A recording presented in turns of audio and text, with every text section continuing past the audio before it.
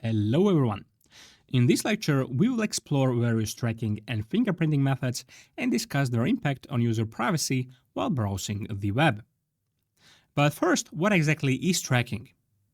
In the context of web, tracking refers to linking HTTP requests made across same or different websites to the same user. So why would a website want to track a user? Tracking can serve many different purposes, the simplest of which is to establish a unique visitor count.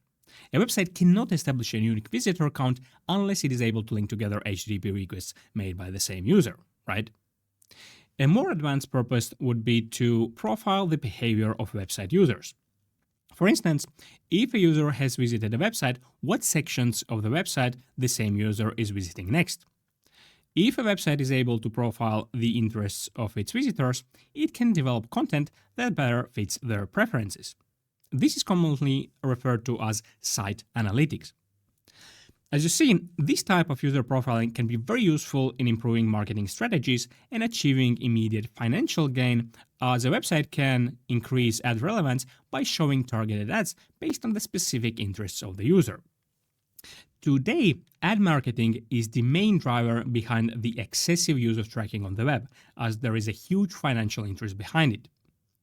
Initially, user profiling may seem harmless, as it could even be beneficial for users to see targeted ads rather than random advertisements they have no interest in.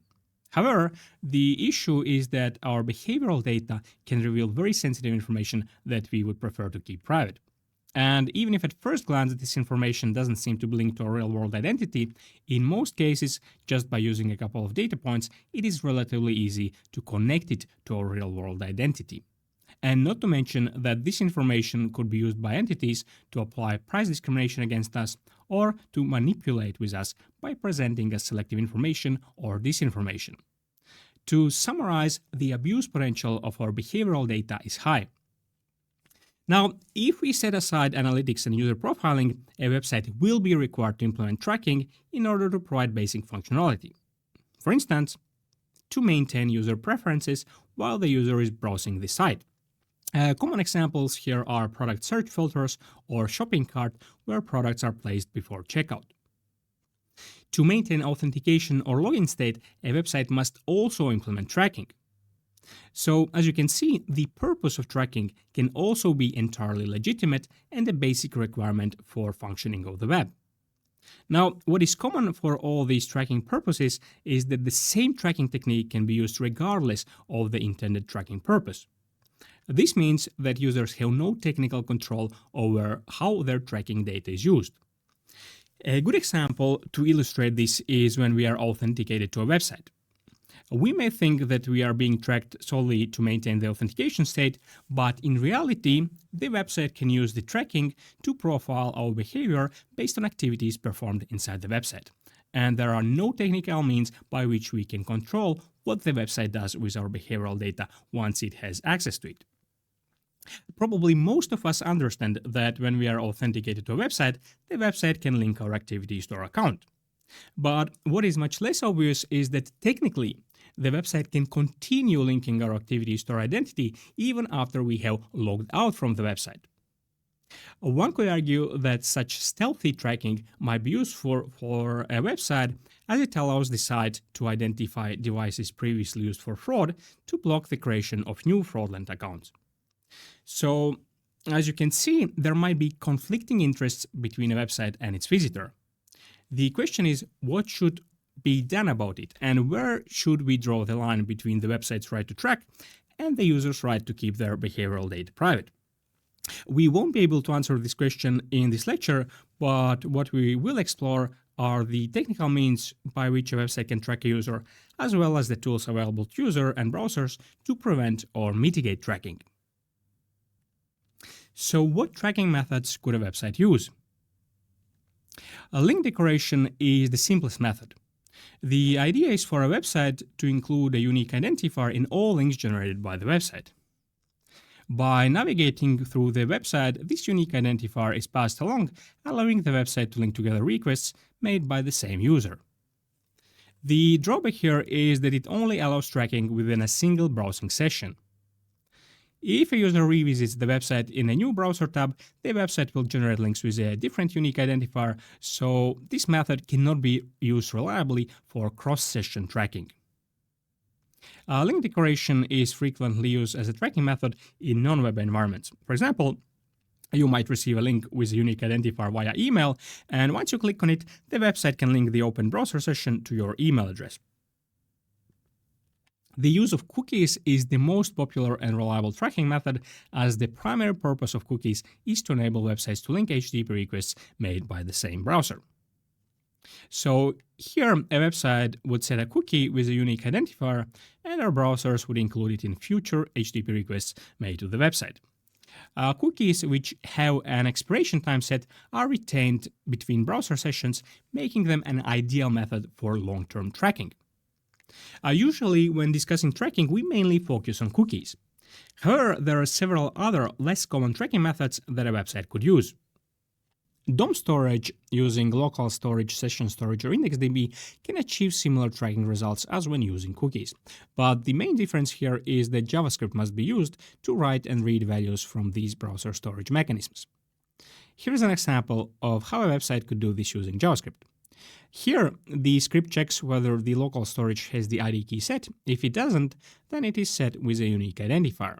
So this ID will be set the first time a user visits the website. And then the visit is registered by submitting the ID to the tracker URL. A drawback here is that the tracking ID is not included automatically in each HTTP request as it is with cookies. But a tracker can use DOM storage as a backup, reading the ID from the storage only when the tracker cookie has been deleted for some reason. Then there are other, less obvious browser features that a website can exploit to store and retrieve a tracking ID. For instance, the autofill feature for login forms can be used to track a user. So if a user at any point has logged into a website and the credentials have been stored by the browser, the website can later read the username and password stored in the browser in a stealthy manner without the user's knowledge. The website can do this by adding a hidden login form anywhere on the page, waiting for the browser to fill in the credentials, and then reading them out using JavaScript. So in this case, the website could use the username as a tracking ID. The limitation here is that the browser requires user activation to fill out the password, but this should not be a problem if the user interacts with the website. Then the networking state saved by the browser could also be abused for tracking. For instance, the HTTP cache can be abused to store a tracking ID in a user's browser. Here's how it would work. Let's say a user's browser is fetching some resource from a website. The website will return the resource, but with the last modified header set to a unique timestamp. This instructs the user browser to cache the resource for future use and, before using it, to validate whether it hasn't been modified since the date specified here. So the next time the website will try to load this resource, the browser will send a GET request with the if modified since header set to this value, and the server will return an HTTP status code 304 not modified with an empty response body. So here, the unique timestamp specified in the last modified field can be used as a tracking ID. Alternatively, an arbitrary e-tag header can be specified in the response, and the browser will send it to the server each time the website tries to load the resource. As you can see here, the e-tag header functions similarly to a cookie, but it will be sent only for resources for which e-tag value has been set. Note that there are also other caching-related headers that a website can use to store and read values from the browser. One way to detect this type of tracking is to test whether a website is returning unique caching-related parameters to different users. Then the HSTS state can be used for tracking. As you know, if a website returns the strict transport security header, the browser will remember that any future attempts to access the website over HTTP should be automatically converted to HTTPS. So a website can store one bit of information in a user browser by either setting or not setting this header. To identify a unique visitor, the website can set multiple bits into the user browser by using multiple domains.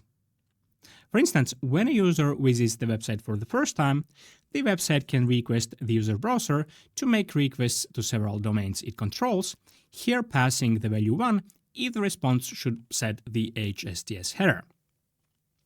Later, when the user visits the website again, the website can initiate an HTTP connection to these domains and determine whether the browser used HTTP or HTTPS to send the request, thereby reading each bit one by one for each website set here.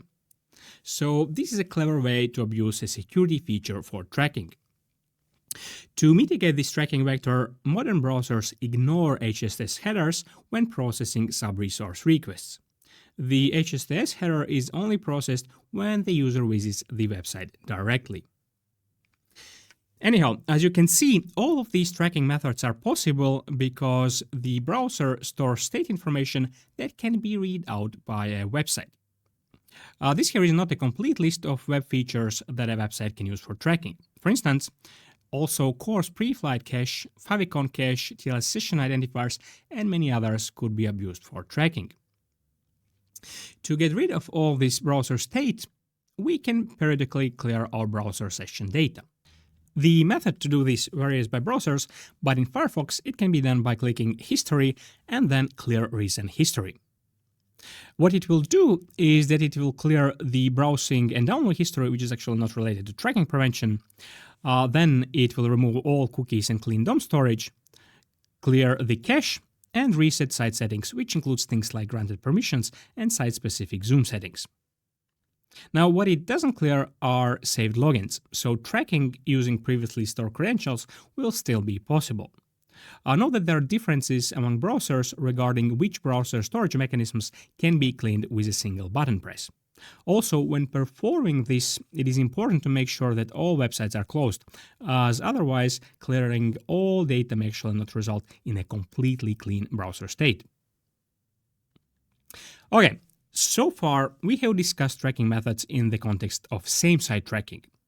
However, cross-site tracking is much more privacy invasive as it allows tracking a user across different websites. Here is how cross-site tracking works. A website may embed some cross-site content such as an image, script, iframe, or video. In this example here, we have 3 websites that embed an iframe loading content from tracker.com. Now, when a user visits a.com and their browser connects to tracker.com for the first time, the tracker sets a unique tracking cookie. The next time the user visits the same site or any other website that embeds content from tracker.com, the user's browser sends previously set cookie, allowing tracker.com to track the user across these different websites. As a result, trackers can learn websites browsed by the user. The visited web page can leak through the refer header, or a website can pass it via URL parameters when loading the embedded resource from the tracker. Cross-site tracking is a much more serious privacy issue than same-site tracking, because based on our browsing history, it is possible to build an accurate and comprehensive profile of who we are and what we are interested in. Our browsing histories can even be used to infer our psychological traits and demographic factors such as age, gender, income, education level, occupation, marital status, geographic location, ethnicity, and other social or economic factors. Research shows that our browsing histories are unique and stable, meaning that considering only the 50 most popular websites we visit, it can produce a sufficiently unique fingerprint to identify us. This is because users tend to browse a specific set of sites that align with their interests. So in this sense, browsing history resembles biometric-like data. Furthermore, it is common for websites to provide additional context to trackers via URL parameters. This is especially common for ads loaded through iframes, where the website may send information about our purchasing history, our location, and other details that can be used to profile us for ad targeting. Now, what do you think is the extent of tracker coverage in the websites we browse daily? Here are some statistics from 2021 showing the top 10 trackers. What we see here is that trackers owned by Google cover the majority of the internet, meaning that Google knows at least 60% websites we visit. This is quite a lot for a single entity to know about us. Since Google is one of the main beneficiaries of tracking, it is not surprising that Google Chrome is one of the least effective browsers in restricting tracking. Anyhow, from a technical perspective, it is important to understand that while we used cookies in this example, in practice, for cross-site tracking, trackers can use also any other tracking method, for example, store tracking ID using DOM storage mechanisms or using the HTTP cache. So it is not just about cookies. Recently, all major browsers have started taking action against cross-site tracking, and today, browsers attempt to restrict cross-site tracking by restricting non-trackers identified through blacklists, removing cookies from cross-site sub-resource requests. This is what is typically referred to as third-party cookie blocking, and applying browser state partitioning. Let's take a look at browser state partitioning. The idea here is to partition or isolate the browser state for cross-site resources. Here's how it works using cookies as an example. Basically, it works by tracker.com having different cookie storage based on the website that embedded the sub-resource, meaning that different cookies will be set and sent on cross-site requests initiated by different websites. In other words, the same tracker on different websites will see different cookies and won't be able to recognize that the same user visited these three sites. Unless, of course, these websites do not pass the user's email address via URL parameters when loading the embedded resource from the tracker. We already discussed cookie partitioning in a previous lecture, but the key point is that this partitioning measure can be applied not only to cookies, but to all browser state mechanisms. So state partitioning can be applied to cookies, as you see in this example, and also to DOM storage, which is relevant when a website is loaded into an iframe. Today, all major browsers partition DOM storage except for Microsoft Edge, where DOM storage is only restricted for known trackers. Cookie partitioning is applied by some browsers, and we will cover that on the next slide. The networking state is now nearly fully partitioned by all major browsers. This includes the HTTP cache, HSTS, and other network state-related storage mechanisms. In the context of the HTTP cache, this means that a different cache bucket is used based on the top-level website that loads the embedded resource. Obviously, such partitioning makes HTTP caching less effective, but according to Google engineers, in practice, the network load only increased by around 3%, with the majority of this increase due to third-party fonts that many websites load. So the performance trade-off seems acceptable. And this type of partitioning can help mitigate not only cross-site tracking, but should also help mitigate other cross-site attacks such as CSRF and access leaks, which rely on the inclusion of user credentials in cross-site requests. Please note that in the context of tracking, state partitioning helps only against cross-site tracking. Same-site tracking is not affected by partitioning in any significant way. Let's take a look at the current state of third-party cookie blocking by major browsers. But before we dive into that, let's clarify the definition of it, because technically there is no such thing as a third-party cookie. What is meant by third-party cookie blocking is either removing or partitioning cookies in cross-site sub-resource requests. So this applies only to cross-site requests that load sub-resources, and it affects only non-same-site cookies, because same-site cookies are not included in such requests anyway. Generally, when navigating directly to a website, the website will have access to its unpartitioned cookies and storage. So in Firefox, third-party cookies are partitioned and completely removed from requests made to known trackers. In Safari, third-party cookies are removed, but a website embedded into an iframe can request access via the Storage Access API. This is how a permission request would look for a cross-site video page embedded on a news website. However, requesting permission works only if the user has directly interacted with the video site during the last 30 days. So websites that the user hasn't visited in their first-party context would not be able to request permission for cookie access. And also note that the Storage Access API can be also used in other browsers to access the partitioned cookie and DOM storage. Then the Brave browser removes third-party cookies, but partitions them when a sub-resource is loaded into an iframe. To summarize, these three browsers do very well in restricting third-party cookies. In contrast, Edge removes third-party cookies only from requests made to known trackers, while Chromium and Chrome impose no restrictions on third-party cookies. As a result, Chrome is currently the most cross-site tracking friendly browser. For several years, Google has promised that third-party cookies will be blocked by Chrome, but this has not yet happened. There are claims that Google has not implemented third-party cookie blocking due to its dominant position in tracking. It is not so much that blocking third-party cookies would harm Google's main business, but rather that it would disadvantage Google's competitors. Google would have a competitive advantage here because, unlike its competitors, Google can track users through their own services without relying on third-party cookies. The claim is that the UK's Competition and Markets Authority has prevented Google from blocking third-party cookies by raising various competition concerns. Anyhow, users of Chromium-based browsers can manually enable third-party cookie blocking by enabling this flag in their browser. But in general, the state of restricting or limiting cross-site tracking has improved significantly compared to, let's say, 10 years ago, so there is some hope. To summarize, browser state partitioning and third-party cookie blocking appear to be quite effective against cross-site tracking, and therefore trackers are actively trying to find ways to bypass these measures. Navigational cross-site tracking is a technique used to track users across different websites even when third-party cookies and storage are blocked by browsers.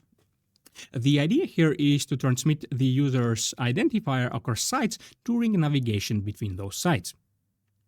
This is usually achieved using URL decoration, and here is how it works. The tracker script running on the website decorates all outgoing links by adding the visitor ID to the URL. When the user follows the link to the website, the tracker script running on that website extracts the visitor ID from the URL, allowing the tracker to link all activities performed by the same user across both sites. The only way to combat this type of tracking is for browsers to maintain a blacklist of non-tracking parameters and remove them from the URLs during navigation. The removal of known tracking parameters from the URL has been implemented by some browsers. Firefox has such a feature built in, but it is disabled by default. The feature relies on a list of known query parameters that are used for tracking and also site-specific parameters such as those for Twitter, Amazon, and other popular websites. What Firefox provides by default is the option to copy clean link without tracking parameters. So this is a useful feature when copying and sharing links from social media platforms, as it shortens the link and hides from the platform the identity of the user who shared the link. Here, however, it is important to realize that fully preventing this type of cross-site tracking is impossible, because websites can use more sophisticated link decoration where the unique ID is embedded in the URL path or even the host name. Therefore, the removal of known tracking parameters works only against mainstream websites that use fixed query parameters to embed tracking identifiers. Safari also has a similar feature, but it is only enabled in private browsing mode. The Brave browser, which positions itself as a privacy-friendly browser, removes non-tracking parameters by default. In contrast, other Chromium-based browsers such as Chrome and Edge do not prevent this type of tracking. Then refer decoration is another variation of this technique, the key difference being that here the tracking parameter is embedded in the refer header and not the URL. This tracking method is effectively mitigated by Firefox, Safari, and Brave, which enforce the strict origin when cross-origin refer policy, meaning that for cross-origin requests, only the domain name is included in the refer field, or not included at all if the website enforces a stricter referral policy. In some cases, the domain name may even be truncated to the effective root domain name only. This is done to prevent tracking through user identifiers embedded in subdomains. Then bounce or redirect tracking is an even more reliable navigational tracking technique that enables cross-site linkage. Here's how it works. A user visits example.com, which loads a tracker script from tracker.com. The tracker script checks whether the visitor ID is stored on example.com. If not, the tracker script redirects the user to tracker.com, passing the URL to which the user's browser should be redirected back. Once the user browser navigates to tracker.com, the tracker's website has full access to unpartitioned first-party cookies and can set and read the global tracking ID of the user. The tracker redirects the user's browser back to the initial site, passing the global tracking ID to example.com, which otherwise the tracker script running on example.com could not have obtained. And that's it. By using this technique, the tracker can track the user across all websites that run the tracker script. Note that this navigation loop has to be performed only the first time the user visits example.com, and it happens so quickly that the user doesn't even notice tracker.com being shown for a moment in the browser's address bar. So, bounce tracking is a very effective cross-site tracking method. Here, browsers like Firefox, Safari, and Brave apply blacklists and heuristics to detect such trackers and enforce short-term storage limits or even clearing website data for such trackers. It is difficult to say how successful these measures are in restricting tracking, but the hope is that at least large-scale cross-site tracking becomes more complicated. CNAME-based tracking is a method that trackers use to bypass blacklist-based anti-tracking measures applied by browsers and ad blockers. The idea here is to load the tracking content not from tracker.com, but from a subdomain belonging to the website. In practice, the subdomain points to tracker.com, giving the tracker full control over it. The simplest way for a website to delegate a subdomain to a tracker is by adding a CNAME DNS record pointing to tracker.com. A similar result can be achieved by adding an IP address record, but this approach offers more flexibility as it allows the tracker to change its IP address without requiring the website to update its DNS records. Anyhow, the result is that this circumvents blacklist-based tracking protections as the tracking content is now fetched from the website's subdomain rather than a known blacklisted tracker. To block CNAME-based tracking, blacklists would need to contain an entry for every website that uses the CNAME-based tracking service, rather than just a single entry per tracker. As a result, blacklists become very large and difficult to maintain. Note that this type of subdomain delegation introduces security risks to the website, as the domain scope cookie set by the website will leak to the tracker. Because it is very common for websites to set the domain attribute also when setting session cookies, such cookies will be included also in HTTP requests sent to the subdomain delegated to the tracker. Note that the tracker can also perform other same-site attacks as it now has control over a domain that belongs to the same site as the website. It is important to note that this method on its own does not enable cross-site tracking, because the tracker's subdomain cannot access cookies belonging to tracker.com. So this is mainly a blacklist circumvention technique. Some browsers have implemented countermeasures against CNAME-based tracking. For instance, Firefox exposes a DNS resolve API which is used by the uBlock Origin ad blocking extension to detect and block CNAME-based trackers. Safari limits the expiration of cookies from CNAME subdomains to 7 days, although it is unclear how helpful such a limitation is because every time the user revisits the page, the website can extend the expiration of cookies for another 7 days, meaning that linkability will only be broken if the user does not revisit the website within a week. Brave, similarly to the uBlock Origin extension, blocks network requests to known blacklisted CNAME destinations. Other major browsers do not implement any measures against this type of tracking. Note, however, that none of these DNS-based countermeasures would work if a website created a reverse proxy pointing to the tracker, as then the browser would have no way to distinguish between the website fetching its own resources and fetching tracking content. Currently, however, such a reverse proxy approach does not appear to be widespread. Now, the private browsing mode offered by all major browsers can help reduce tracking to some extent. While there are slight differences among browsers in how browser state is handled during private browsing, the main principle is that a temporary browser state is maintained during private browsing, which should be cleared once the private browsing window is closed. The actual aim of private browsing is not so much to prevent tracking, but to ensure that no trace of a private browsing session is left on the user's computer. In Chrome, private browsing mode is called incognito mode, and it is interesting to note that in incognito mode, Chrome blocks third-party cookies, but at the same time, tracking by Google services is not restricted. A private browsing mode does not ensure anonymous browsing. Therefore, it does not prevent IP address-based tracking and fingerprinting-based tracking, which is the second major topic of this lecture. Fingerprinting is a fundamentally different tracking method, as it can be used to track a user without relying on any browser state mechanisms. Therefore, there is also no easy way to eliminate it.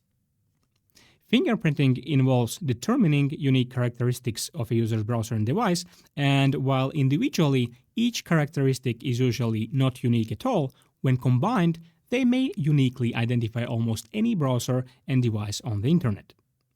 Most fingerprinting issues arise from the end user's configuration details, device and hardware characteristics, and differences in operating system and browser versions. We can classify fingerprinting into active and passive methods. Passive fingerprinting involves data that is disclosed to a website by default, simply by making an HTTP request to the server. First of all, it is our IP address that in PHP can be read from the server array. If we have a static IP address for our internet connection and we are the only ones using it to browse the internet, then the IP address alone can be used as a unique identifier to track us. Research shows that the set of most common IP addresses used by a typical user consists of around 3 IP addresses. You can think of an IP address used at work, home, and university. So the IP address alone can serve as a strong identifier. Then there is network packet-based fingerprinting, which can be used to, for example, determine the operating system of the device that made the connection. This is possible because each operating system may have differences in its implementation of the network stack, which can be fingerprinted by analyzing the characteristics of network packets. And finally, HTTP request headers provide information about the browser and its configuration. We will examine this in more detail in the following slide. The problem is that it is impossible to detect this type of passive fingerprinting, as the website can perform it completely invisibly on the server side. But then there is active fingerprinting, which essentially involves querying information via JavaScript APIs supported by the browser. Here, there is a potential for detection, as these API calls are made inside the browser on the client side. But in practice, it may be difficult to distinguish whether this information is being queried for legitimate purposes or rather to fingerprint the user. So let's look at various fingerprinting techniques and bits of personal data that our browsers may disclose to websites. First of all, the user agent string, which is disclosed in each HTTP request via the user agent header and can be accessed using JavaScript. This user agent is from my Chromium browser. As you can see, it discloses my operating system and the browser I use. This first term identifies the specific browser, while the second term indicates that the browser is also compatible with Safari. Now, the amount of information disclosed here varies between browsers. For instance, Firefox would also leak Ubuntu here in the user agent. In the past, the user agent string also included installed browser plugins, but this is no longer the case, and today browsers apply user agent reduction to make it less unique. For instance, here it no longer includes the minor version number. But still, it may seem privacy ignorant and foolish for browsers to disclose their browser and operating system version with each HTTP request. However, it does not really make much sense to hide this information, as there are dozens of ways a malicious website could infer our browser and operating system. This is because each browser comes with a different set of features, API differences, and a unique way of handling them on different platforms. So hiding operating system and browser version is a lost game anyway. Then we have language preferences, which are disclosed with each HTTP request and can be accessed using JavaScript. These would depend on the operating system locale and browser settings. Here you can see that Estonian, American English, and then English are my preferred languages. Based on these values, the website could automatically show content in the user's preferred language, but again, this is an additional bit of personal data that can be abused for fingerprinting. Then, via JavaScript, we can obtain the computer's time zone information, which will leak our location, especially if we live in a small country like Estonia.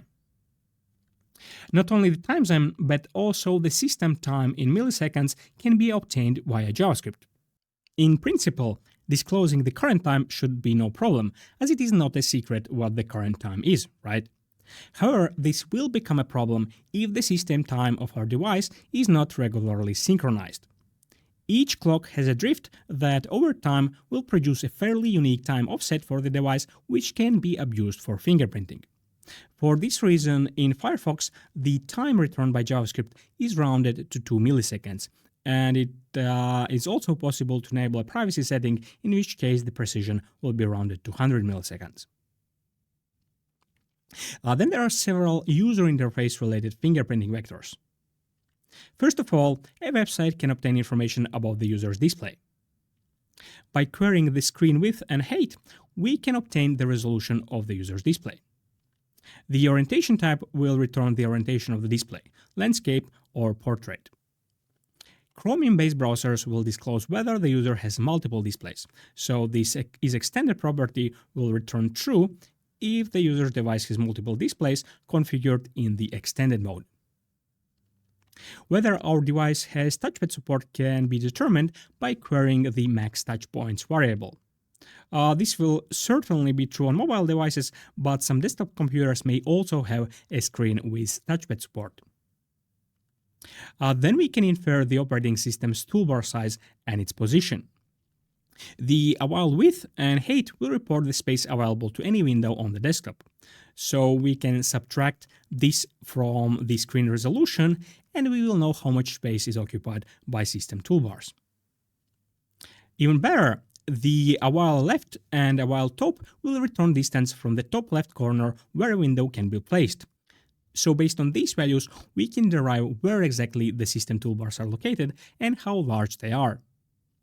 For instance, here we see that my screen on the left has an operating system toolbar which is 70 pixels wide, and on the top there is also a system toolbar 27 pixels large. So based on the location and size of toolbars, it is possible to infer the operating system used by the user and also detect any customization of the operating system toolbars. And then we can also determine the browser's toolbar size, and here's how it works. The window author width and height will return the size of the browser window. And the window inner width and height will return the interior size of the browser's window in pixels. So essentially, the space available for the website's content. So we can subtract inner height from outer height, and this will disclose how much space is occupied by the browser's toolbars. Note that the inner width and inner height will not match the pixels on the screen if the user has zoomed in or zoomed out the page, so this must be taken into account. While in these examples we are using JavaScript, most of this information can also be obtained using CSS media queries. One CSS media query parameter mentioned is the prefers color scheme parameter, which can be used to detect whether the user prefers a light or dark theme in their operating system or browser settings. The purpose of this is to allow websites automatically adjust to the user's preferences, but this configuration parameter can also be abused as an additional bit in fingerprinting.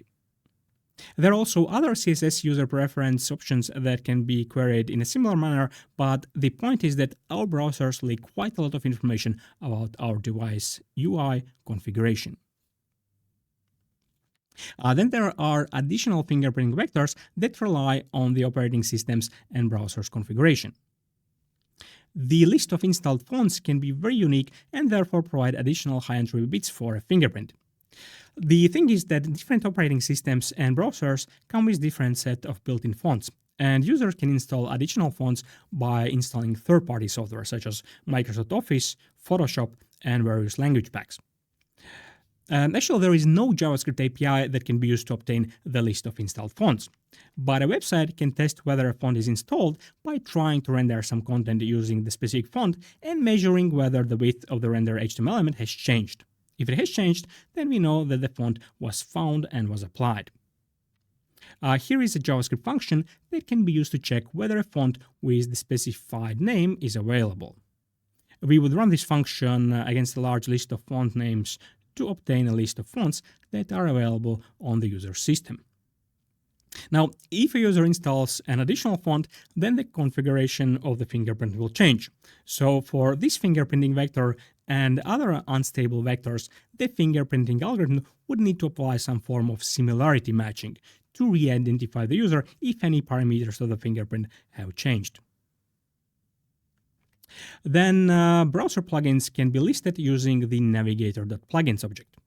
Some time ago, this was an effective fingerprinting vector, but not anymore, as browser plugins are no longer popular, and today browsers return a dummy fixed list as shown in this example, reporting that only a built-in PDF viewer is available. Browser extensions, however, are very popular today, and it is common for users to install various extensions that can be quite unique to the specific user and hence very helpful for fingerprinting. Information about installed browser extensions cannot be directly enumerated. However, in Chromium-based browsers, it is possible to trivially detect browser extensions that have exposed web-accessible resources. Here's an example for detecting the adblock extension. So here we are using the special Chrome extension scheme.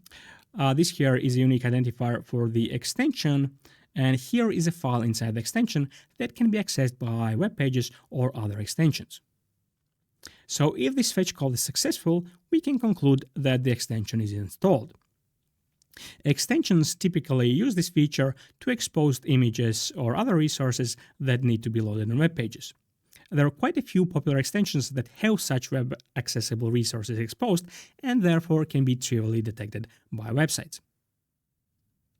Then it is also possible to detect extensions that make changes to a web page after it is loaded. For example, ad blockers make detectable modifications to a web page which may reveal information about the extension or its configuration.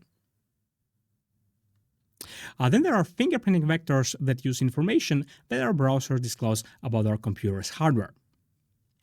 CPU cores, or more precisely logical processor cores, can be queried via the Navigator hardware concurrency variable. Among mainstream browsers, only Safari does not return this property. However, even if this value is not reported, there are methods through which a website could benchmark the number of cores on our machine, so hiding this variable will not prevent a malicious website from measuring it. Device memory in gigabytes can be obtained via the Navigator device memory variable. This is exposed to allow websites to adjust the buffer size for content being loaded into RAM. What is interesting is that to reduce fingerprintability, browsers round down this value to the nearest power of 2. So in practice, only these 6 possible values will be returned. This variable is disclosed by Chromium-based browsers, while Firefox and Safari do not disclose the device memory. But again, there are likely methods through which a malicious website could benchmark this value by allocating more and more memory and measuring whether the browser becomes less responsive, although such benchmarking will likely lead to a denial of service condition. Device battery status is returned by Chromium-based browsers. Here we can see that the battery is 95% full, is currently charging. Here are seconds remaining until fully charged, and here are seconds remaining until fully discharged. Supposedly, based on these values, the website could offer more energy-efficient content. Now, since these values are not stable and change over time, the battery status can only be used for short-term fingerprinting, for instance, to link users' interactions that do not have a large time delay between them. Chromium-based browsers will also return information about the network connection. Here we can see that the round-trip time is 50 milliseconds, the downlink is 10 megabits per second, and the effective type of network connection is equivalent to a 4G mobile connection. The possible values here are 2G, 3G, and 4G. The browser obtains these values by observing throughput on recent active connections. And again, even if these values are not provided, a website could determine them by benchmarking the connection between the user browser and the server. The most useful is this save data variable, which is set to true if the user has somehow indicated that the browser should reduce network data usage. Based on this value, the website would deliver content that is bandwidth optimized, such as images in lower resolution or quality. Then the name of the graphics card can be obtained by querying the WebGL API. As you can see, on my computer, it reports Intel Xe graphics. And indeed, I have Intel Tiger Lake GT2 XA graphics card on my computer. Firefox, on the other hand, is less specific, as it only returns Intel HD graphics or similar. Now, the problem with WebGL is that hiding the name of the graphics card may not help much, because a website can determine which graphics card we have by asking the browser to render some texture. This works because each graphics card performs rendering slightly differently. And this is where we come to the Canvas API and WebGL fingerprinting. Here you can see the rendering result of the same texture rendered on different graphics cards. Here is the original texture, but these here are difference maps, so these dark pixels indicate differences when compared to the reference result. We can see that different graphics cards, even from the same vendor, produce slightly different results. Now, this graphics card produced the closest result, as here the difference is only in 6 pixels, which are barely visible. Even when rendering simple text in the default font, the results can be surprisingly different depending on the operating system, font library, graphics card, graphics driver version, and the browser. Now, these differences are due to anti-aliasing settings, subpixel smoothing variations in system font packs, API implementations, or even the physical display for which the graphics are rendered. Here is a rather short and simple code that draws some text using the canvas element, applies some effects, and exports the rendered image using the toDataURL method. What it does is produce a stable, simple, high-entropy fingerprint of a computer. And here is the rendered image that was produced by this code on my browser. Today, canvas fingerprinting is considered the highest entropy fingerprinting vector available in modern browsers. Anyhow, to summarize, these are the most popular and perhaps the most interesting from a privacy perspective fingerprinting vectors to mention. Note that there are also several privacy-sensitive fingerprinting vectors that are behind browser permission prompts. But due to these prompts, a website cannot use this information for automatic fingerprinting. And actually, moving these features behind a permission prompt could help mitigate fingerprinting. But if the feature is widely used, then frequent permission requests may lead to permission fatigue, which we would like to avoid. And ironically, whether or not a specific permission has been granted for a website would also reveal a single bit of information which could be abused for fingerprinting. So what is the current state of browser fingerprinting? Fingerprinting is becoming more prevalent mainly because browsers are more and more restricting cookie-based cross-site tracking. So it is common for trackers to embed this type of code that collects various browser parameters. But here we may ask, how effective is this fingerprinting in uniquely identifying users in practice? There are various studies that provide slightly different results, but a comprehensive study performed in 2010 claims that every third user has a unique browser fingerprint. They analyzed 17 browser attributes and found that the greatest diversity in a fingerprint is contributed by browser plugins, installed fonts, and canvas fingerprinting vectors. Also, fingerprints for mobile devices are less unique because the software and hardware stacks used in mobile platforms are less diverse. So, by using a mobile browser for browsing, we have a less unique fingerprint left for trackers. Note, however, that even if browser fingerprints are not always unique, the IP address of the user can be very helpful to narrow down the anonymity set to the unique user. So we must not forget about the IP address-based tracking that could be used in addition to browser fingerprinting. Then, a recent study from 2025 has shown that it may be possible to extract user demographics from fingerprints.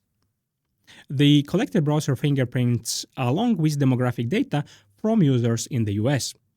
And then they applied machine learning to analyze how fingerprinting attributes vary across different demographic groups and found that some attributes are more informative for specific demographic categories. For example, device memory is relatively more informative for income, suggesting that users with lower incomes tend to have devices with less memory, which seems to make sense. They also found that users with lower income had more unique fingerprints. Also, males had overall more unique fingerprints, while females had more unique fingerprints collected using passive fingerprinting, that is, using data from HTTP headers only. Languages were relatively more informative for Hispanic users, which also makes sense as Spanish-speaking users would indicate that in the language attribute. What is also interesting is that while Black users had slightly less unique fingerprints, they were at a relatively higher risk of their race being inferred from browser attributes. Anyhow, if to consider browsers are quite bad at mitigating fingerprinting risks. The best the major browsers are doing is applying blacklist-based tracker blocking for trackers known to use fingerprinting methods.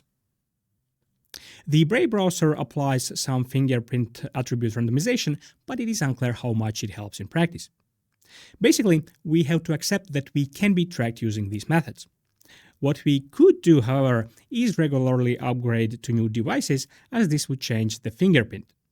But the question is how much it would change and whether a tracker could link these identities together, especially if the tracker collaborates with websites where we log in. If we want to seriously fight back against web tracking, then running a specially designed and locked down browser is the only viable solution here. And this is where the Tor browser comes in. It is based on Firefox and is the only browser seriously focused on fingerprinting and tracking prevention, as its main goal is to ensure anonymous internet browsing. The Tor browser implements several anti-tracking and anti-fingerprinting measures. Let's go over some of the most interesting ones. First of all, a different IP address is used when connecting to each website, so this should fully mitigate IP address-based tracking. Then all Tor browsers report an English locale and a fixed UTC time zone. Note that the operating system type fingerprinting is not prevented. Tor hides operating system information from HTTP request headers, but it is still available via JavaScript.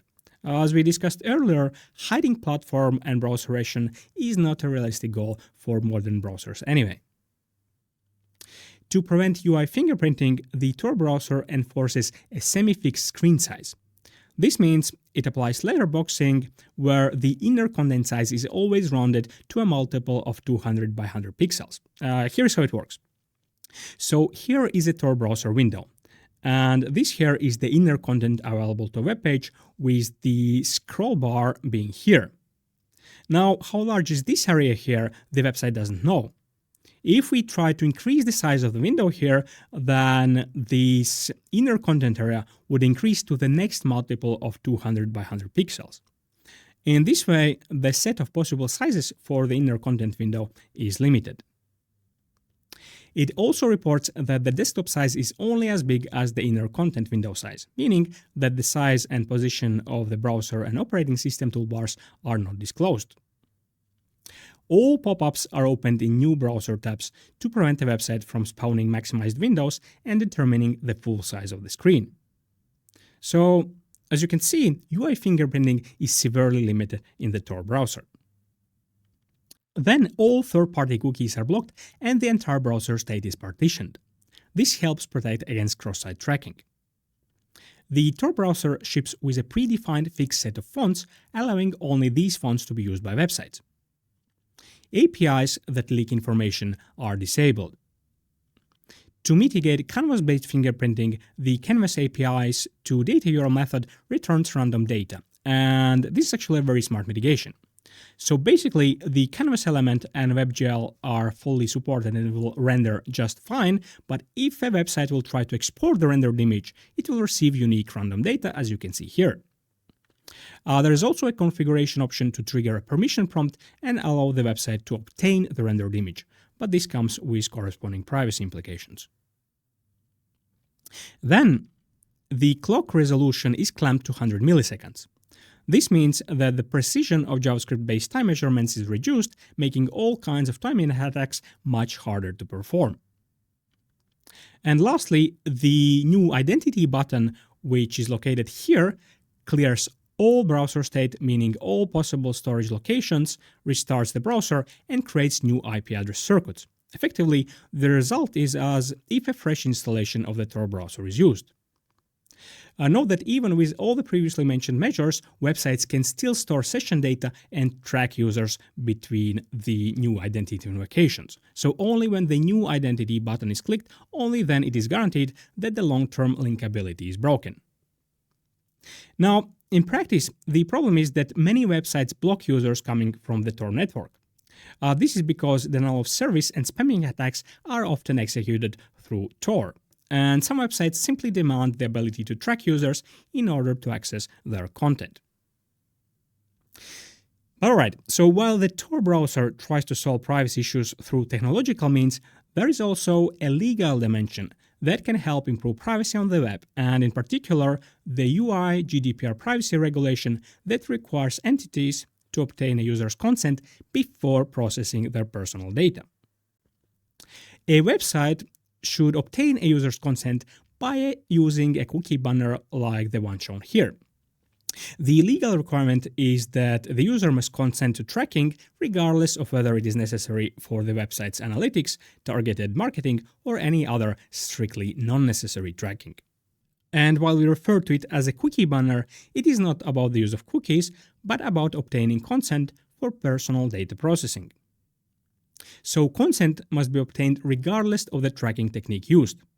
This means that a website must not set any cookies or leak any information to third parties before the user has provided their consent. An exception here is that consent is not needed for strictly necessary cookies, meaning cookies which are essential for the website's functionality. While the exact definition of strictly necessary is debatable, cookies that are used to maintain user preferences and authentication sessions should fall under this definition. Now, the problem with this is that from the technical perspective, users have no practical means to verify whether the tracking is performed for the purpose stated in the cookie banner or actually some other purpose. But that is a larger issue to discuss. Anyhow, at this point we conclude the lecture. Thank you for watching.